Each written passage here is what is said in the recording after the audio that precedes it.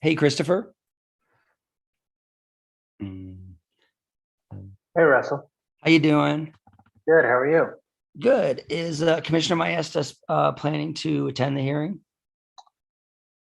I think he may. I know he is a little under the weather, so I do not Okay. know. Yeah, I don't see any commissioners yet. Uh, so I may just preside over it.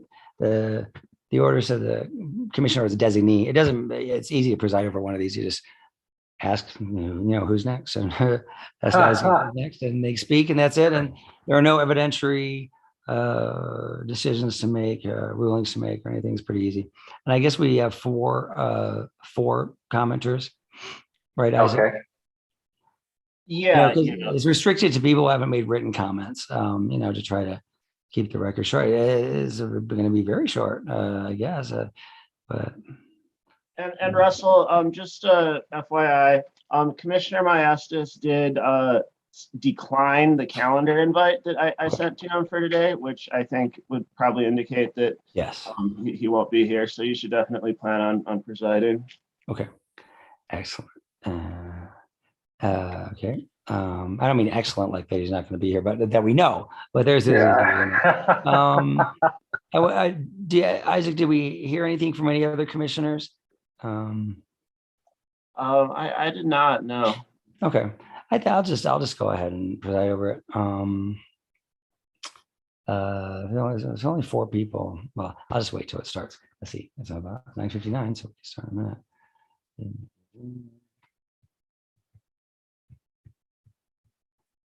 Hmm.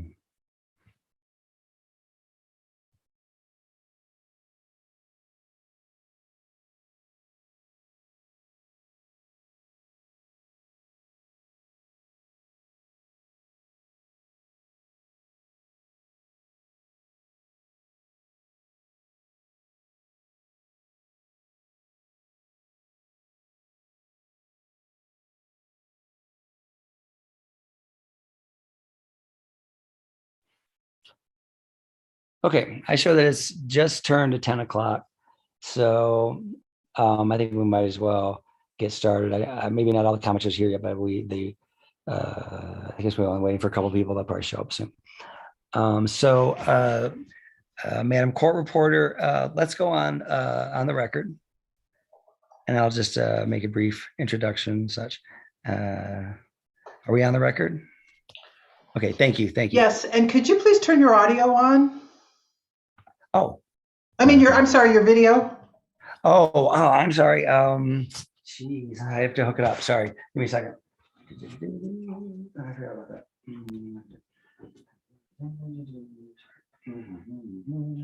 Sorry about that. I forgot. That's okay. And I would ask when anyone is commenting or what have you, that they be a lot easier for me if they had their video on.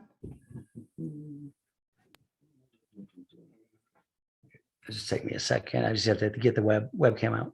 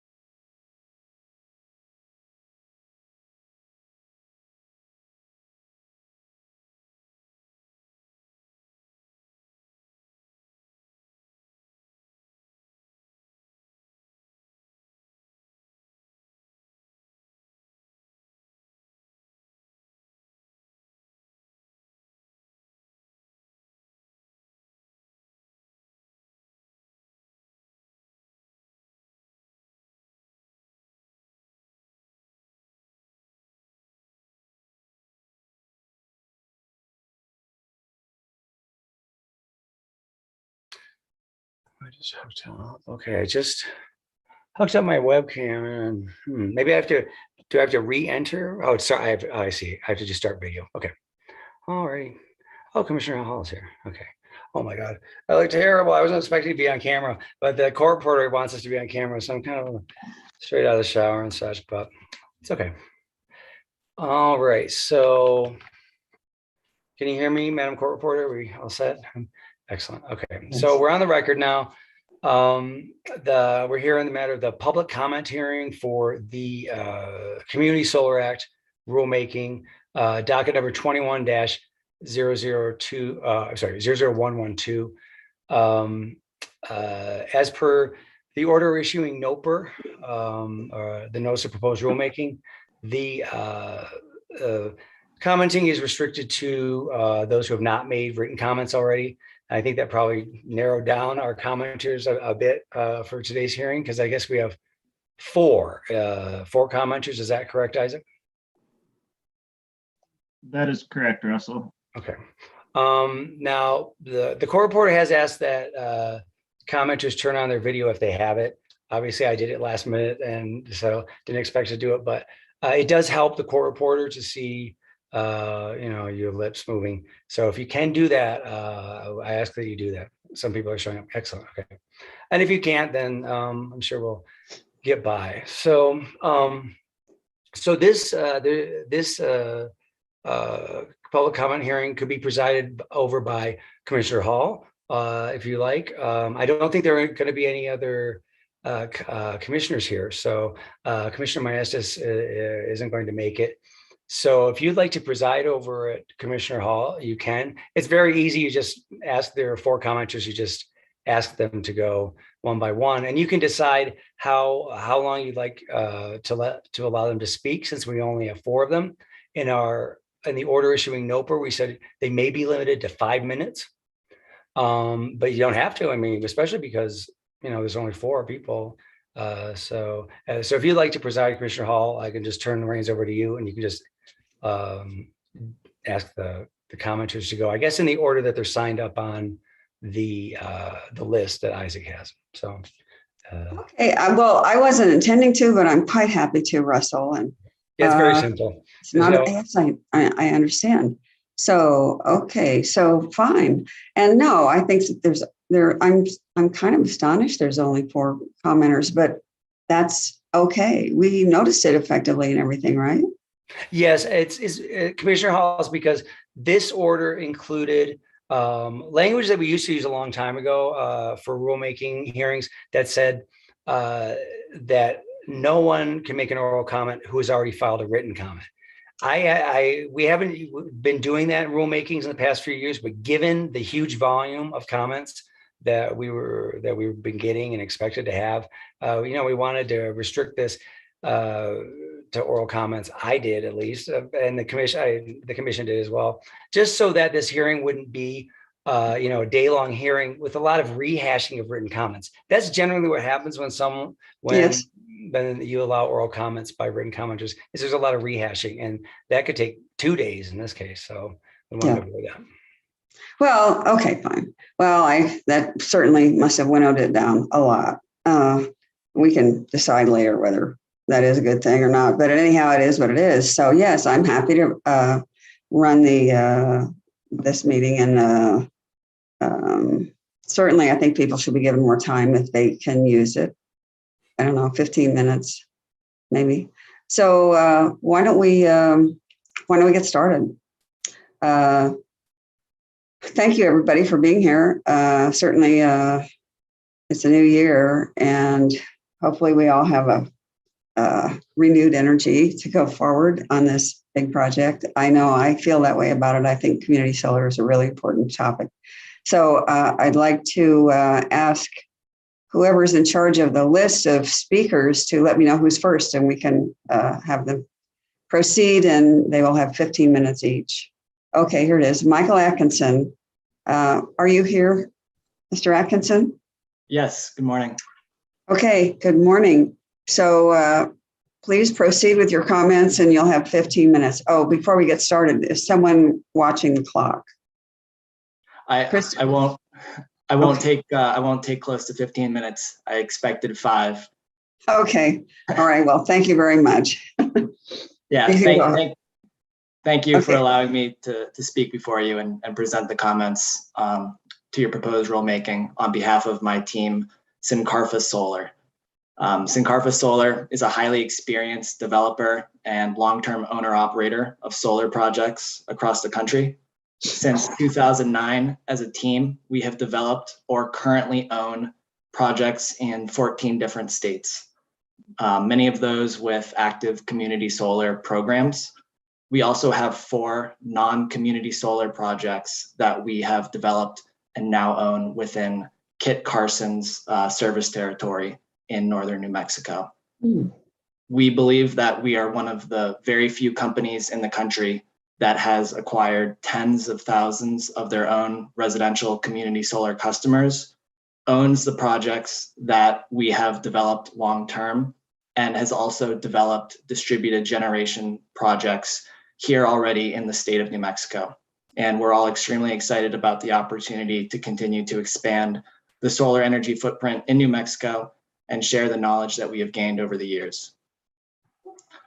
Like many companies that develop projects nationally or outside of their home state, we like to partner with local vendors throughout the life cycle of a project. We engage with local engineers, local permitting firms, local contractors, local salespeople for customer acquisition, and local maintenance teams for ongoing operations after the project's built. We're a relatively small team of about 35 people, so we lean on local talent very heavily for their support in successful projects.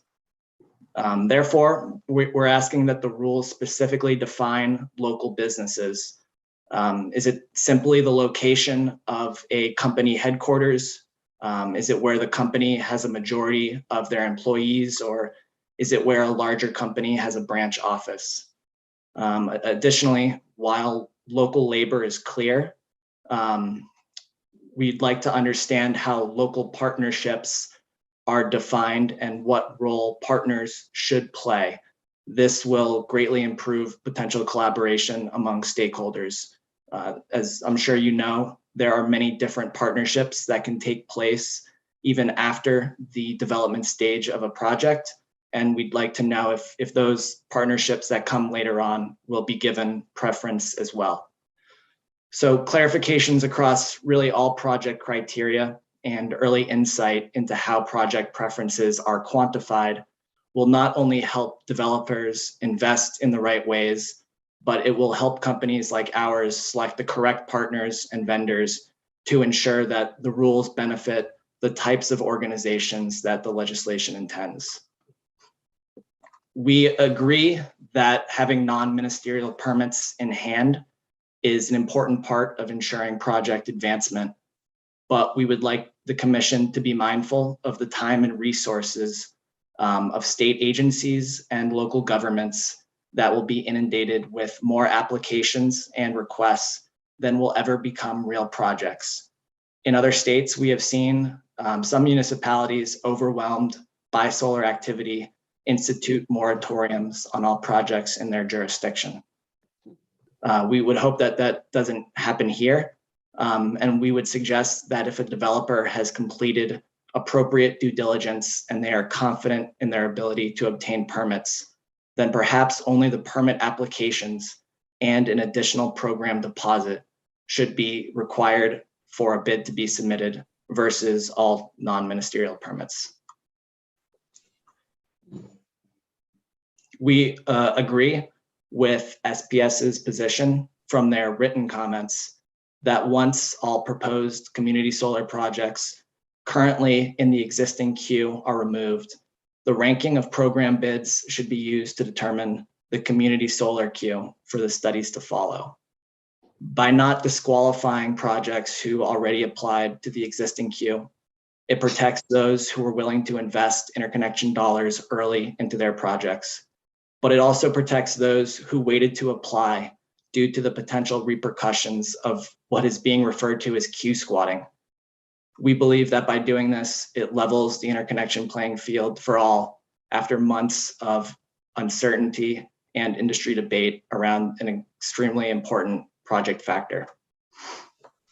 However, we still believe that interconnection viability should be used as a scoring mechanism for bids. We request guidance on how the exact process and criteria for determining interconnection viability will be defined, as well as the exact source of the data used.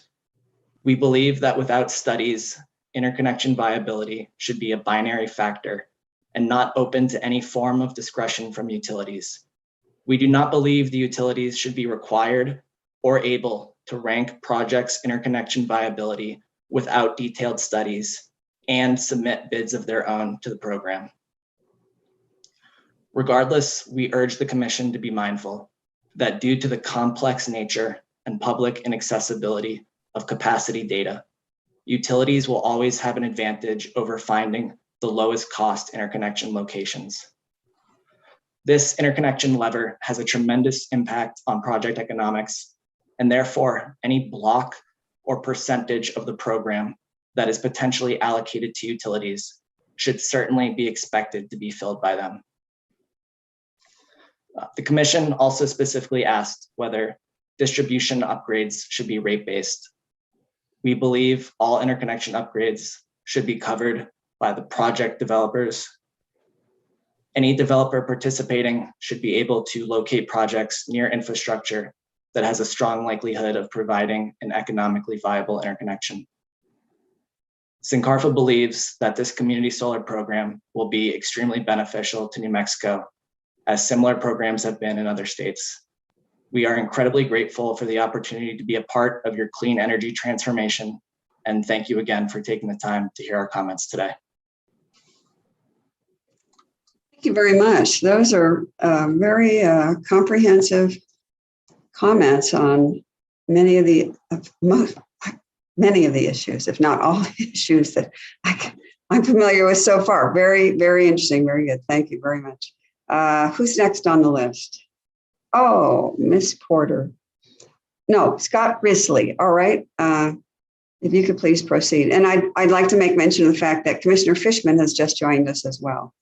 Steve, you came in a little bit later than me, and Commissioner Maestas couldn't make it. So Russell offered me the post of running this meeting. So that's what's happening here. Okay. All right. So if we could proceed with, I think it's Mr. Risley was next. Yes, Commissioner. Thank you.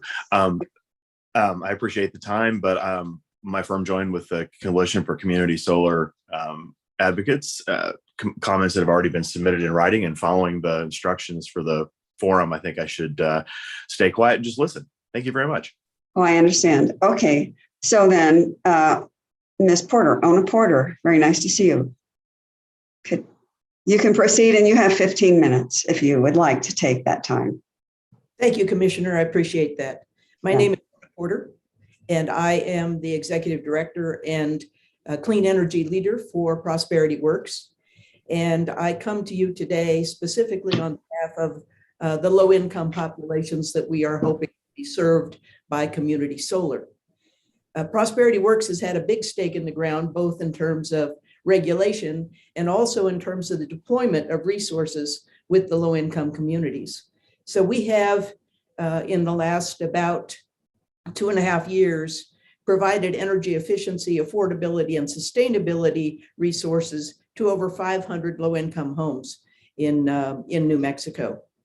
And in that process, one of the things that we have done is also a deep survey of the participants to learn from them about their energy needs, the energy burden that they have, and also their interest in some of the new technologies, most specifically in solar. With respect to the issue of solar, we found that 85% of the participants were interested in participating in solar, but thought that that was for someone else, not for them. Our participants, again, about 80% are living on $25,000 a year or less in a family size of 2 to 5.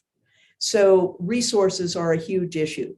Our folks also believe that they should have opportunities both to participate in the deployment of the new technologies, i.e. workforce, and also that they should have the opportunity to own solar, and that opportunity should be made available to low-income and marginalized communities.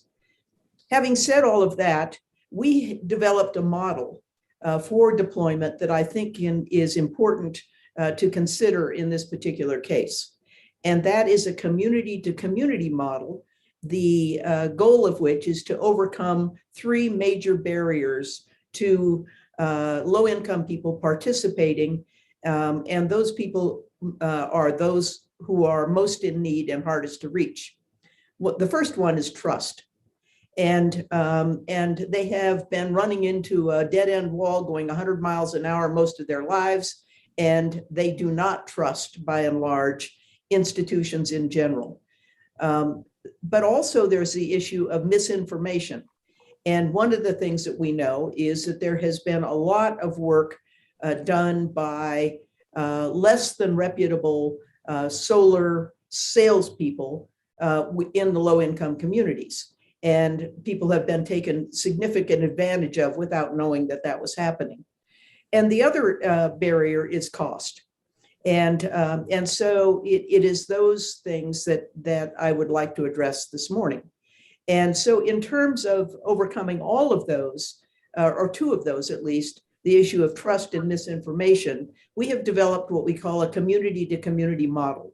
And in that model, what happens is that we train and compensate community leaders in community organizations to identify, qualify, and schedule the energy efficiency retrofits that we utilize in our program.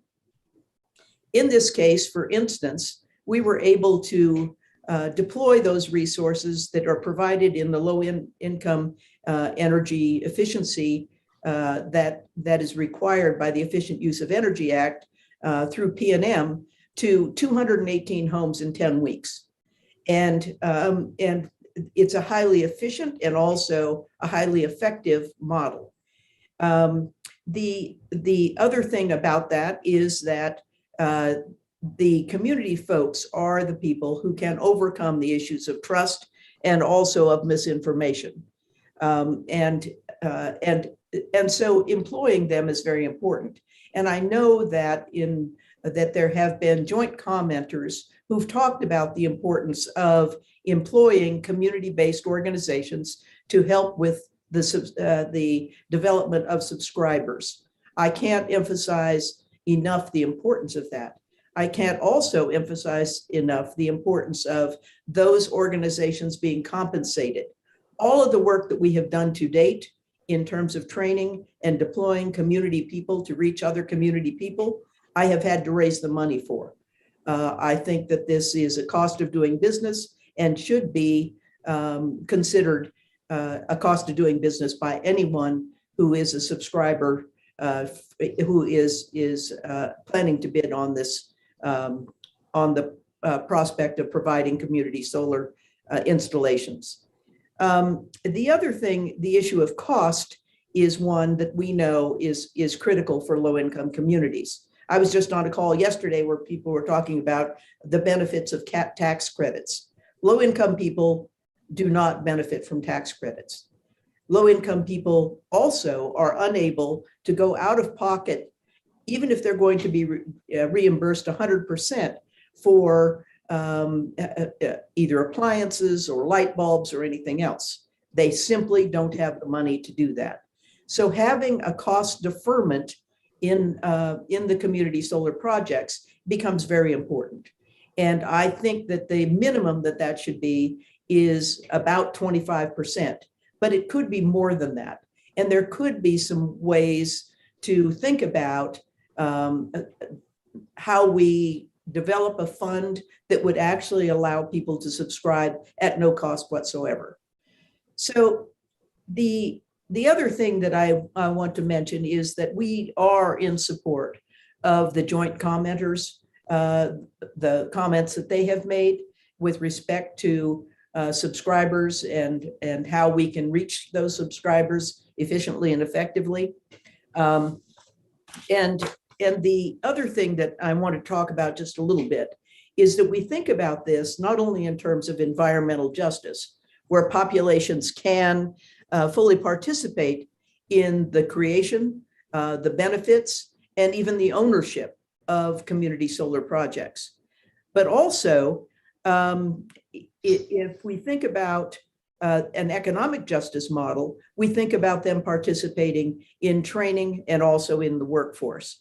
And finally, if we think about it in terms of social justice, we can be part of addressing, they can be part of addressing the threats, real threats of climate change, which impact them first and hardest. For all of these reasons, we ask you to pay particular attention to the elements that were called out in the bill for 30% of the populations of any of the solar projects to be low-income individuals. So thank you for hearing us. We think this is really a huge opportunity, and we appreciate all the work that has been done to get us to this stage. Thank you, commissioners. Thank you very much, Ms. Porter. Let's see. So who else do we have? We have someone named Mark Johnson providing comments on behalf of Sol Luna Solar. Okay. Mr. Johnson, are you present? Commissioner Hall, I do not see that he is connected to the meeting. Oh, okay. Well, and that's all we've got then. Is that correct? That is correct. Okay, well, there being no other participants, I think we need to adjourn the meeting unless, do you have any other remarks to make, Russell or Commissioner Fishman, if you'd like to make any remarks? I'll just say thank you to the folks who came out and made comments. And Yeah. I thought there were very well-informed comments, and they addressed the issues that I was thinking of. And so I'm really appreciative that folks took the time to come out and prepare such thoughtful statements for us. So thank you. Yeah, I feel the same way, and I appreciate both perspectives we've heard today. In particular, I wanted to mention to Ms. Porter that I had seen some comment in the utility press about a week ago or so about New Mexico statute that provides for 30% low income, and they thought that was the writer thought that was unusual among such statutes and a good thing. So there we have it. Now we just need to implement that statute as effectively as possible. And a comment on that is that we have 40% of New Mexicans that would qualify under poor, working poor, or low income. So 30% still doesn't catch up to the problem. Well, that's true. Yeah, that's true. Well, we I just want to point out that I don't think that that's a huge requirement or an unreasonable one. And I'm just glad the legislature is starting to bump that number up when they do legislation. So yeah, that's good. Yes, I agree. Okay, well, thank you very much, everybody, for being here. And this meeting is adjourned. Thank you. Thank you. Thank you.